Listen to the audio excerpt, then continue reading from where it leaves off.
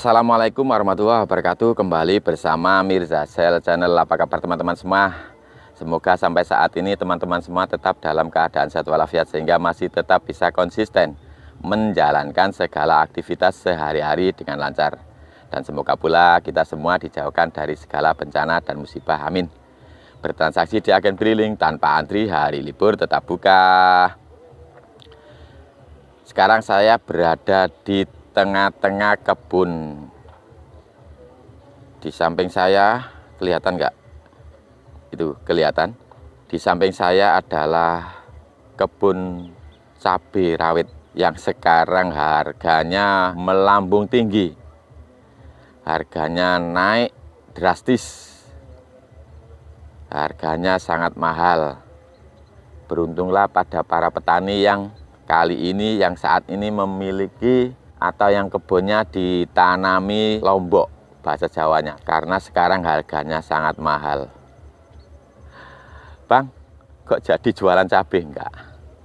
Ini hanya informasi terkini, berita terkini bahwa harga cabai rawit sekarang melonjak tinggi. Sekali lagi buat teman-teman yang baru saja bergabung dengan Mirza Sel Channel, selamat bergabung. Jangan lupa subscribe Mirza Sel Channel. Berikan like dan tulis komentar di bawah video saya kali ini. Buat pertanyaan boleh, buat pernyataan boleh. Dan nanti akan kita bicarakan di video berikutnya. Terima kasih. Admin agen briling. Kembali kita bahas admin agen briling. Di tempat saya untuk transfer sesama BRI mulai dari Rp0 Rp1.000 sampai Rp1.500.000, adminnya baik admin bank plus admin jasa Rp5.000. Kalau transfer maksimal Rp1.500.000, maka uang tambahannya Rp5.000. Transfer ke bank lain Rp1 sampai Rp500.000, adminnya Rp10.000. Tarik tunai Rp1 sampai Rp1.500.000, adminnya Rp3.000. Bagaimana dengan di tempat teman-teman? Ada perbedaan atau ada persamaan? Pasti ada perbedaan. Yang jelas, seperti pada video saya yang kemarin, yang terdahulu, untuk meminta admin, baik admin bank yang ditambah dengan admin agen briling atau uang tambahan kepada pelanggan yang melakukan transaksi di tempat agen briling kita, adminnya relatif, jadi pasti tidak sama ataupun berbeda. Lalu bagaimana sih Bang caranya untuk menentukan uang tambahan yang pasti, baik uang admin bank ataupun uang admin jasa atau uang admin agen briling? Bagaimana sih Bang caranya untuk meminta uang tambahan buat pelanggan agar pelanggan tidak merasa kemahalan, juga kita tidak dibilang kemurahan? Baik, kita bahas teman-teman. Untuk menentukan uang admin atau uang tambahan kepada pelanggan saat kita melakukan transaksi sebagai agen briling, ada beberapa hal yang perlu diperhatikan teman-teman. Ada beberapa hal yang bisa kita gunakan sebagai bahan pertimbangan. Berapa sih yang pantas? Berapa kasih yang wajar? Agar kita tidak dibilang kemahalan dan kita bisa mendapat untung, kita bisa mendapat penghasilan. Sebagai bahan pertimbangan untuk menentukan uang admin ketika kita melakukan transaksi sebagai agen briling, yang pertama, lokasi. Lokasi kita sebagai agen briling. Apakah tempat kita itu menyewa atau milik kita sendiri? Kalau tempat kita sebagai agen briling itu menyewa, tentu saja berbeda dalam hal kita meminta uang tambahan kepada pelanggan. Karena kalau tempat kita menyewa, pastinya biaya operasional kita per bulan, per tahun pasti berbeda dengan teman agen briling kita yang tempatnya yaitu tempatnya sendiri, lokasinya sendiri teman-teman. Dan yang kedua sebagai bahan pertimbangan untuk kita meminta uang tambahan kepada pelanggan yaitu persaingan. Persaingan di sini yang saya maksud yaitu lokasi agen briling kita apakah berdekatan dengan yang pertama yaitu kantor unit. Apakah agen briling kita atau tempat agen briling kita itu berdekatan dengan mesin ATM. Dan yang satu lagi, apakah tempat kita atau tempat agen briling kita itu berdekatan dengan tempat agen briling yang lain atau bahkan tempat agen dari bank lain.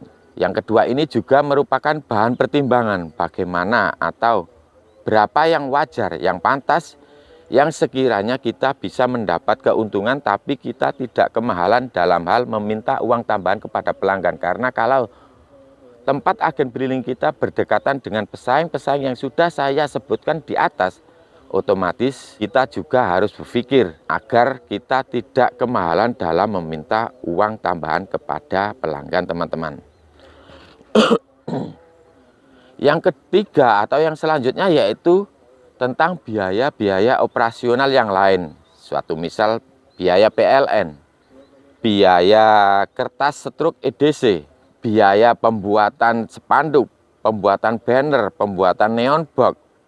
Kalau dulu, semua fasilitas yang saya sebutkan tadi itu kalau dulu, agen briling dulu, yang pertama kertas EDC, diberi dari BRI. Kertas EDC, kertas struk EDC itu dulu diberi dari BRI dan sekarang agen briling harus beli sendiri. Lalu biaya PLN. Tentu saja biaya PLN kalau dulu dan sekarang itu berbeda. Karena sekarang biaya PLN juga naik. Biaya banner, biaya spanduk. Kalau dulu setiap agen briling mendapat fasilitas yaitu banner.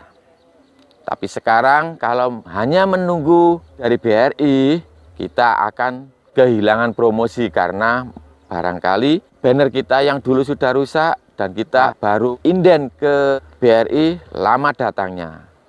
Otomatis kita tanpa banner dan promosi kita terpotong atau terkendala sebagai bahan promosi yaitu banner di depan outlet kita, teman-teman. Selanjutnya yaitu kalau dulu agen briling hanya menggunakan mesin EDC, satu mesin EDC yaitu mesin EDC konvensional.